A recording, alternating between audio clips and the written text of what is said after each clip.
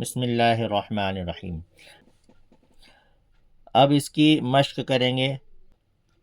طیرن ابابیل نار حامیت لمن خشیہ۔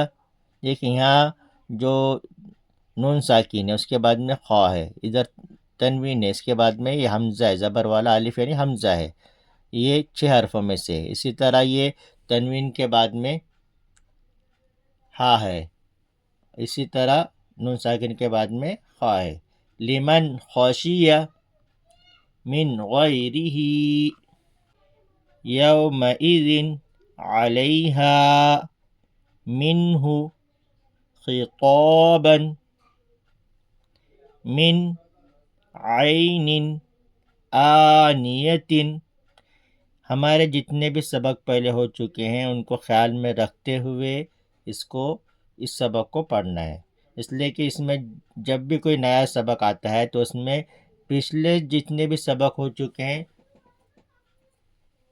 انہی کے لفظ ہوتے ہیں، اس میں سے کچھ تھوڑا سا بڑھا کر جو نیا سبق ہے اس کو تھوڑا سا اس میں بڑھایا جاتا ہے۔ جیسے ہم پیچھے جیسے پڑھ چکے ہیں میم نون زیر من، اور حرف لین ہو گیا، عین یا زبر آئی، یہ نون دو زیر نین ہو گیا اپنا پیچھے، یہ کھڑا زبر کا سبق ہو گیا، حمزہ کھڑا زبر آ، نون زیر نی، یا زبر ی، آنیہ، تا دو زیر تین، آنیتن۔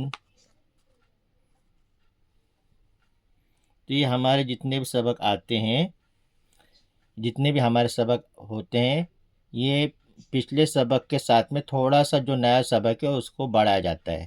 اس لیے ہمیشہ پچھلے جو سبق ہے ان کو یاد رکھنا ضروری ہے۔ جس کا پچھلا سبق اچھا یاد ہوگا اس کو آگے کا سبق آسانی سے یاد ہو جائے گا۔ من عین آنیت کفوا احد فمن عفی من اخیہ من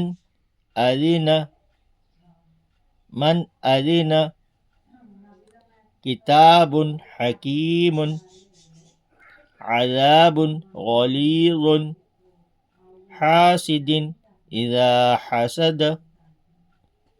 اس طرح سے یہ سبق ہو گیا اظہار کا، یعنی تنوین اور نون ساکین کی آواز کو ظاہر کر کے پڑھنے کو اظہار کہتے ہیں۔ تو یہ اظہار کا سبق ہمارا مکمل ہو گیا۔